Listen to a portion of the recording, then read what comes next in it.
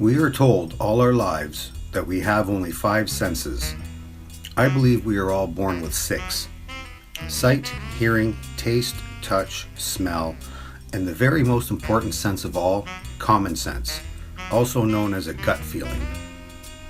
Our very lives depend on all of our senses. It is imperative to our future as individuals and as a species to trust them all. Separating the facts from fiction in our daily lives is a simple exercise in common sense. This video is intended to give your common sense a quick workout. So let's get on with it. I'll try to make this as short and sweet as I can. As very young children, we are taught we are living on a sphere. We are later taught that the sphere we are living on is spinning.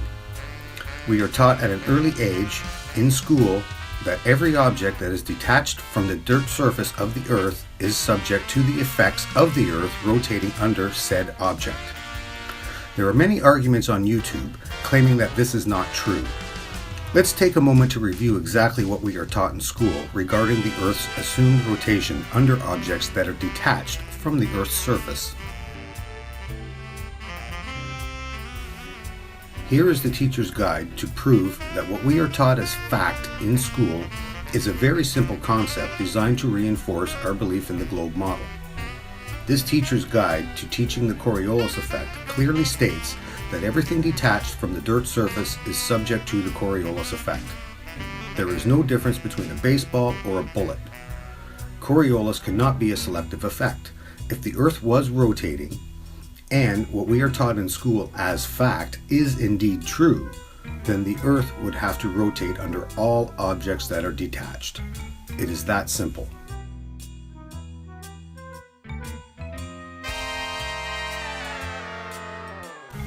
The same applies to an airplane. The only difference between a bullet and an airplane is that a bullet can only fly in one direction. An airplane is capable of flying under its own power with or against the assumed rotation of the Earth. The entire premise of the Coriolis effect from a meteorological standpoint is that the rotation of the Earth under the atmosphere is what causes directionality differences in hurricanes both north and south of the equator.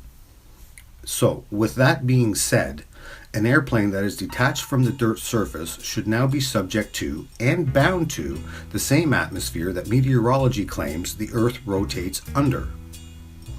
With these two things in mind, my common sense tells me that there should be a significant difference in flight times between west to east and east to west flights. But there is no difference. At best, flight times differ only by a few minutes and usually only due to the effects of wind, direction, and velocity.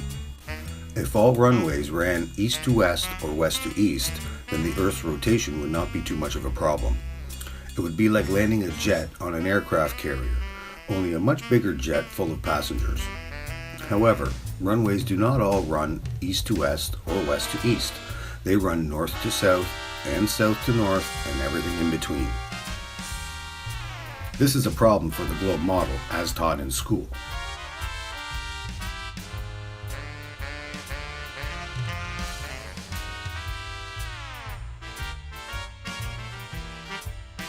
So, what you need to ask yourself is this: what does your common sense tell you about the expected effects resulting from an airplane flying with and an airplane flying against the assumed rotation of the Earth? Your opinion is the only one that should matter to you.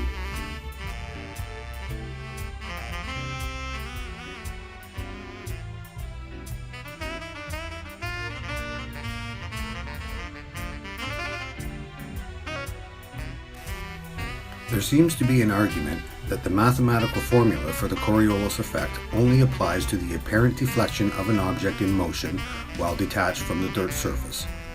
And for some reason, and this is where common sense comes into play, science claims the effect is greatest at the poles and stops at the equator for a big fat 0 on the Coriolis effect scale. I don't know about you, but that seems to be the exact opposite of what would be expected according to the spinning ball theory. The rotation is slowest at the poles and fastest at the equator. Therefore, if two objects were at the same longitude but at different latitudes, one at the equator and one at the pole, much more ground would pass under the object at the equator than at the pole if the two objects were detached from the surface for the exact same amount of time. This is a very simple concept to grasp. It's the only logical and commonsensical way for objects that are detached from the surface to be affected by the assumed rotation of the Earth under said objects. The simplicity of the relationships between objects detached from the Earth's surface and the Earth's rotation under those objects is the reason why everybody understood this concept and passed the basic exam with ease. Never to think of it again, I might add. Question: does the Earth rotate under objects that are detached from the Earth's surface? Answer: yes. Simple.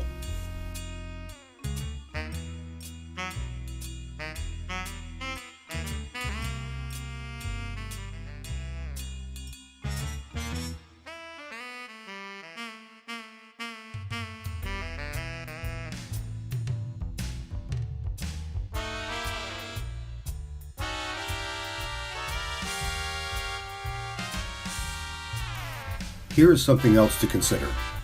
There are countless arguments on every flat channel that has a video about the Coriolis effect. The most common arguments I see from the ball earth believers all involve a significant amount of algebra to calculate Coriolis deflection. I can respect that. You guys are well educated and know the mathematics involved in calculating the Coriolis effect. I guess I would have to commend anyone who studies mathematics at the algebraic level. The problem is that with no prior algebraic skills or knowledge, anyone can easily get their commercial pilot's license. Anyone with a basic knowledge of addition, subtraction, multiplication, and division can easily become a high-level pilot capable of navigating an airplane with the safety of all his or her passengers being the first on the priority list. It seems to me that if the Earth is constantly rotating under an airplane and the pilot is responsible for the safe and timely arrival of the passengers, then that pilot should have a very intimate relationship with the algebraic mathematics required to do the calculations necessary for a safe flight. Coriolis calculations should be the leading requirement in math skills for any pilot at any level, anywhere in the world. After all, the Earth is assumed to be rotating at a constant speed, so calculations for Coriolis would have to be in a constant state of flux, relative to the plane's constantly changing latitude and longitude. Yet for some reason, on every pilot's chat site, there is absolutely no mention of any high-level mathematics skills required to perform the necessary calculations for the Coriolis deflection. In fact, anyone asking questions online about the required math skills to become a pilot are soon comforted to know that there isn't anything even close to basic algebra required to get your licenses, even up to the ATP level. Another interesting fact I discovered along the way while researching the Coriolis effect is that the E6B flight computers that all pilots since the late 1930s have relied on for safe and dependable flight and navigational calculations is simply a mechanical device, and not a digital computer that most people would assume. Its function is to aid in calculating fuel consumption, wind speed, ground speed, and heading based on this information alone. There is simply no calculations made with this device to calculate the Coriolis effect resulting from the assumed rotation of the Earth. I am searching and searching online for anything that resembles even basic algebraic formulas and equations needed for Coriolis calculations by pilots, and I am finding nothing. That tells me, and my common sense, that pilots have never and will never need to take the Earth's rotation into account with navigational calculations.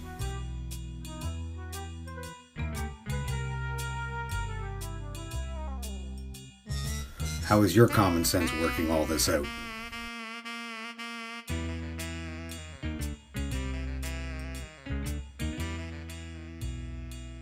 The bloody truth is, the Earth is not spinning, and the education system has been and continues to indoctrinate us to believe it is.